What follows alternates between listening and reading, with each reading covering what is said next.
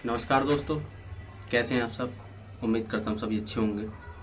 आज की जो एक कहानी है वो कहानी है एक लेडी डॉक्टर की जो बड़े अस्पताल में बड़े पद पर होती हैं।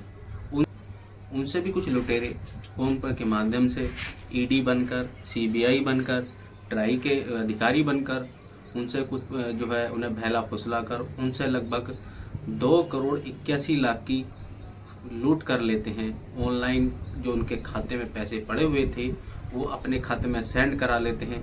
और ये कैसी एक जो घटना है उन्होंने कैसे कैसे रची, कैसे कैसे उन्होंने उस कहानी को जो है घटना को अंजाम दिया, आज सभी को पूरे विस्तार से बताता हूँ।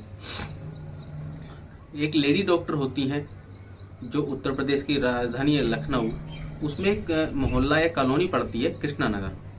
वहाँ की रहने वाली ये लेडी डॉक्टर होती हैं। इनके पास एक सुबह 9 बजे के लगभग एक कॉल आती है। वो कॉल पर वो आदमी घर से बोलता है कि मैं ट्राई का एक अधिकारी बोल रहा हूँ, आपके फ़ोन को या आपके नंबर को बंद किया जाएगा। डॉक्टर साहब परेशान हो जाती हैं। काफ़ी नंबर पुराना था, सभी लोगों को उस नंबर से संपर्क होता था, बैंकों में भी लगा हुआ था, आधार कार्ड पर भी लगा हुआ था। तो मैम उससे परेशान जो डॉक्टर होती हैं सवाल पूछती हैं कि आप मेरा नंबर क्यों बंद करना चाह रहे हो। तो वो उधर से बोलता है कि आपकी जो नंबर है जो आपका बम्बई, मैं बम्बई से बात कर रहा हूँ, बम्बई में आपके इस नंबर से कई बार के जो मनी लॉन्ड्रिंग हुई है, आपके खिलाफ कई केस दर्ज हुए हैं। तो मेरे पे आदेश आया है कि आपके नंबर को बंद कर दिया जाए, इसलिए मैंने आपको पहले एक बार कॉल करनी थी, आपको एक बार मैंने कॉल करनी सोची। ये नंबर आपका मैं बंद करने वाला हूँ। जैसे ही वो डॉक्टर उसका फ़ोन कट होता है, डॉक्टर इतनी कुछ समझ पाती, तुरंत उधर से दूसरी एक कॉल आती है जो कि वो वीडियो कॉल थी।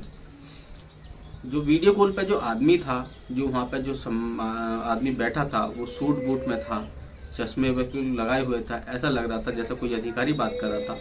वो वीडियो कॉल पे जैसी उसकी डॉक्टर के पास कॉल आती है, डॉक्टर साहब उससे बताता है कि मैं सीबीआई से बात कर रहा हूँ। आप जो डॉक्टर का नाम होता है, जो डॉक्टर का नाम था रुचिका टंडन। क्या आप रुचिका टंडन जी बात कर रही हैं? तो डॉक्टर ने कहती हाँ मैं रुचिका टंडन बात कर रही हूँ। डॉक्टर को सारी बात बताता है कि आपके खाते से इतना इतना जो है फंडिंग हुई है।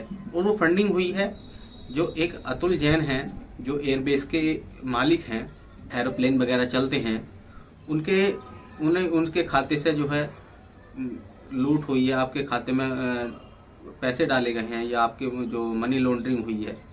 और आपके जो खाते से भी फंडिंग हुई है, जो आपके खाते से मनी लॉन्ड्रिंग हुई है, वो बच्चों और महिलाओं की तस्करी के लिए हुई है।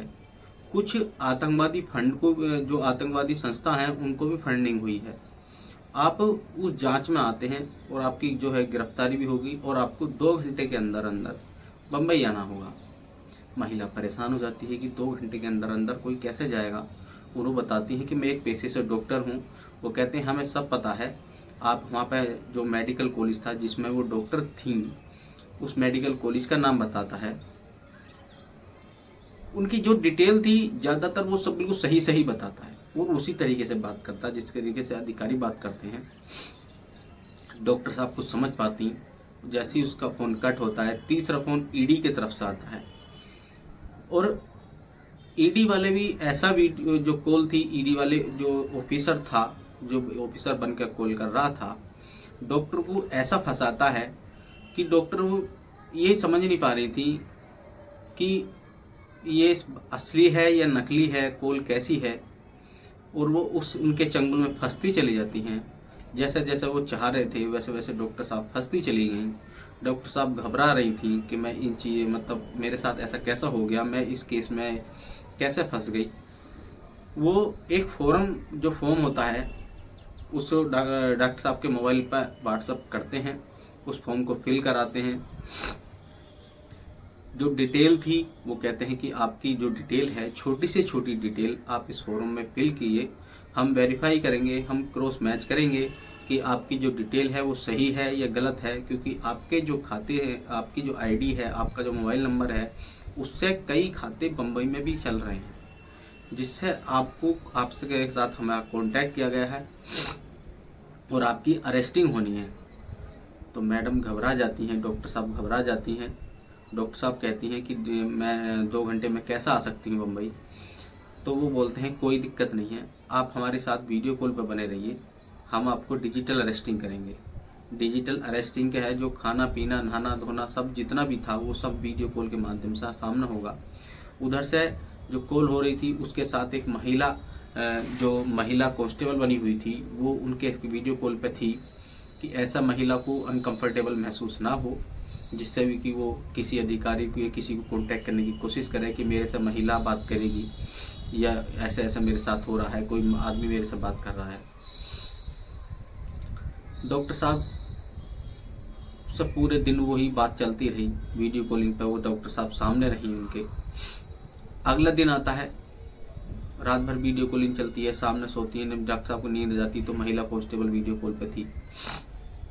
अगला दिन आता है, डॉक्टर साहब को जो वो कहते हैं एक फॉर्म दे, फिर दोबारा एक फॉर्म देते हैं कि इस फॉर्म को फिल करिए और बैंक जाइए और बैंक में जितना भी पैसा है इस खाते में भेज दीजिए, क्योंकि हम आपके खाते की सारी जांच की जाएगी। आप डॉक्टर साहब को कुछ समझ नहीं आ रहा था मैं क्या करूं। डॉक्टर साहब जाती हैं बैंक घबराती हुई जाती हैं। बच्चे भी पूछते हैं कि माँ क्या हुआ है, वो बच्चों को भी कुछ नहीं बताती हैं, क्योंकि उधर से एक आदेश था, अगर आपने किसी को भी बताने की कोशिश की तो आपको जो है आपके घर पुलिस भेज दी जाएगी, आपको अरेस्ट कर लिया जाएगा। क्योंकि हम आपके साथ कोऑपरेट कर रहे हैं तो आप हमारे साथ भी कोऑपरेट कीजिए। आपको ना तो अपने बच्चों को बताना है, ना किसी आदमी को बताना है, ना पुलिस को खबर देनी है। आपको जो हम बात करेंगे तो अब वो जो निपटारा करेंगे वो हम ही करेंगे, आपको इस चुंगल से हम ही निकाल सकते हैं। डॉक्टर साहब बैंक जाती हैं और बैंक जाके जितना भी पैसा था, लगभग 2 करोड़ रुपए थे उनके अकाउंट में, 2 करोड़ रुपए वो अपने बैंक अकाउंट में सेंड करा लेते हैं। इसी तरीके से 12 लाख रुपए पीएनबी बैंक में थे, पीएनबी बैंक से भी सेंड करा लेते हैं। लगभग 2 लाख रुपए दूसरा एसबीआई खाता एक और था, दूसरा एसबीआई खाता होता है, वहाँ से उसमें से भी 2 लाख रुपए सेंड करा लेते हैं। इसी तरीके से लगभग 4 दिन यही घटनाक्रम चलता रहा। 4 दिन में जितना भी पैसा था, एक एक रुपया, डॉक्टर साहब का टोटल रुपया 2 करोड़ 81 लाख रुपए जो था उन्होंने अपने बैंक अकाउंट में सेंड करा लिया। डॉक्टर साहब इतनी परेशान हो गई, डॉक्टर साहब को एक मौका मिला, जिन कॉल के बीच में नज़दीकी पुलिस थाना में इतनी देर में पहुंच जाती हैं और जाके वहाँ पे घबराई हुई थी। वो सामने गनर खड़े रहते हैं, जो दीवान जी खड़े रहते हैं, उन्हें देखकर थोड़ा सा और भी वो सोच रही थी मैं किससे बात करूं, क्या बात करूं। वो कुछ परेशान भी थी कि कैसे बात करूं।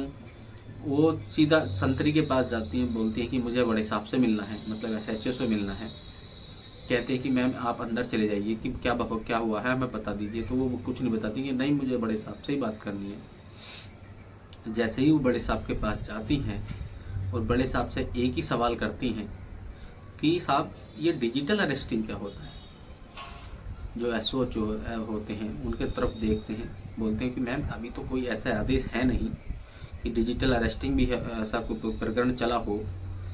वो जैसे ही ये बात सुनती हैं वो उनके सदमे में पहुंच जाती हैं और जो पास में बैठी जो रखी कुर्सी थी वो उस पर बैठ जाती हैं और एक तरह के डिप्रेशन में चली जाती हैं। एसएचओ के बोलने पर भी 2-3 बार उनका कोई जवाब नहीं आता। जब एसएचओ ने तीसरी चौथी बार उनसे पूछा कि मैम आप क्या हुआ है, कोई बात बताइए, तो वो बताती हैं कि मेरे साथ ऐसा ऐसा हुआ है। जैसे ही वो बात बताती हैं एसएचओ को, एसएचओ ने उनकी एफआईआर लिखी, उन्हें तसल्ली दी, उनकी सहानुभूति दी। कहते हैं कि अगर पुलिस अपनी सी पे आ जाए तो ज़मीन के 7 परतों के नीचे से मुजरिम को ढूंढ निकालेगी, और वही काम यूपी पुलिस ने भी किया। एसएचओ ने ये खबर बड़े कप्तान को दी। कप्तान साहब ने एक टीम गठित की, ये जो केस था वो एटीएस को सौंपा।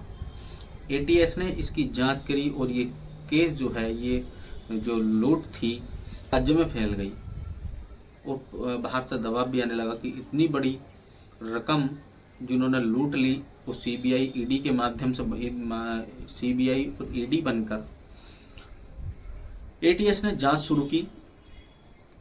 जांच में कुछ लोगों के नाम आए जो नाम आए वो खाते जो पता चला जो खाते में पैसा गया था वो तो गरीब घराने से थे। वो तो इतने गरीब थे कि उन्हें पैसे देकर उनके खाते खुलवाए गए थे कि उनका तो संभव ही नहीं था कि हाँ ये कर सकते हैं। फिर भी एटीएस ने अपनी पूरी जान लगा दी और लगभग 20 से 25 दिन के अंदर उस केस को खोल के रख दिया और जिसमें 11 लोगों की गिरफ्तारी हुई। 11 लोगों में जो उनकी हेड थी उनका नाम था हरिप्रज्ञा, ये महिला थी उड़ीसा की। दूसरा नाम था जितेंद्र कुमार यादव प्रयागराज से। तीसरा नाम था हितेश कुमार ज्ञानचंद्र गाजीपुर से। राजस्थान से लोकेश जैन और राजस्थान से बूंदी से पवन जैन। ये लोग इनमें जो इनके हेड बने हुए थे, जो वीडियो कॉलिंग पर आते थे, ये ही वो लोग थे जिन्होंने ईडी और सीबीआई बनकर, जो ट्राई बनकर डॉक्टर से लूट की थी।